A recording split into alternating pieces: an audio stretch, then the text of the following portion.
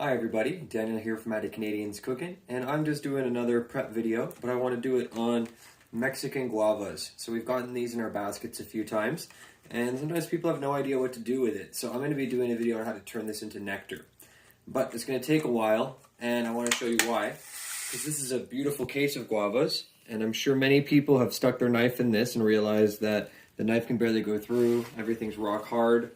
So these are not ready. If your guavas are green like this and don't smell, not ready. Okay, so we're gonna fast forward in a few days and I'll show you what guavas look like ready to be prepped. All right, guys, see you in a few days.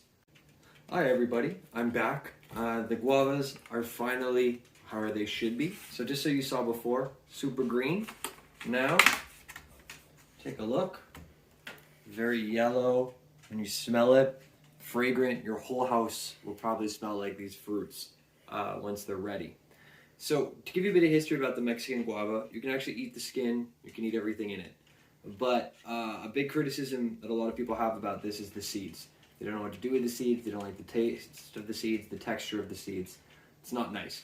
So my way around this to still get that amazing guava flavor in recipes is I take these and I make a guava nectar. And that's what I'm going to show you how to do today. Super quick. It's really easy, and it's great in baked goods and cocktails, anything like that.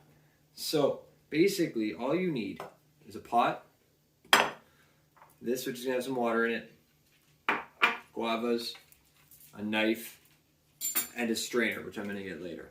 Okay? So basically, guys, I'm going to be slicing these up, which you're going to see momentarily, and then you'll see how I do this.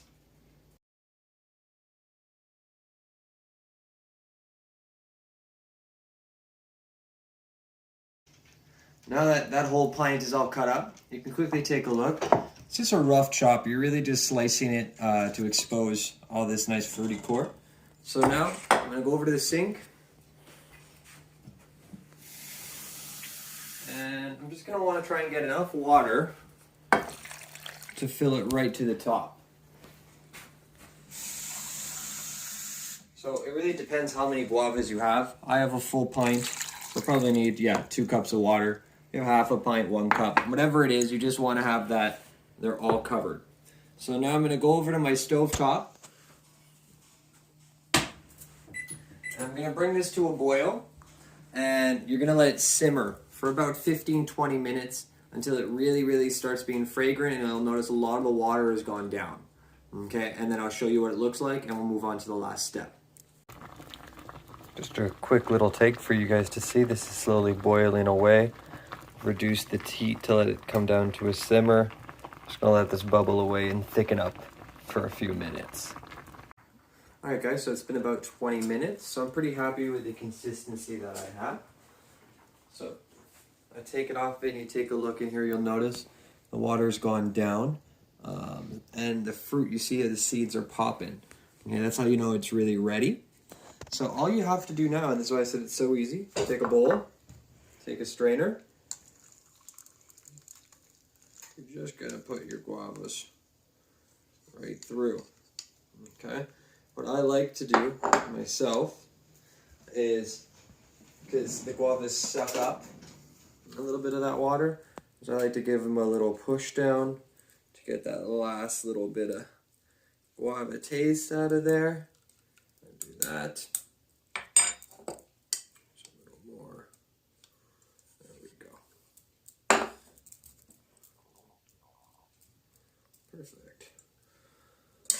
So if you look here now, you're left with this water. It's going to look very thin right now. That's normal. You can taste it. I like this the way it is. I don't even need to taste it. I've made this enough times. Some people don't find it sweet enough. So I tell them to get some honey, and you put a little bit of honey in slowly and you stir it until you get the flavor you like. Me, I have this over here. I'm like 99.9% sure I like it, but hey, we're in a video, so I guess I should do what I tell you to do. I'll go in. I don't want to burn myself. That's perfect. So all I'm going to do now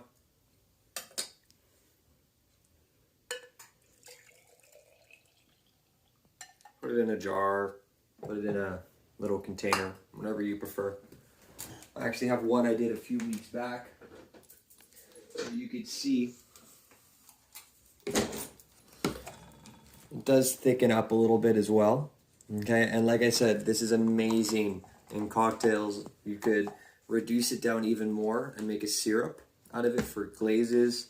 But I like to just put it in my fridge.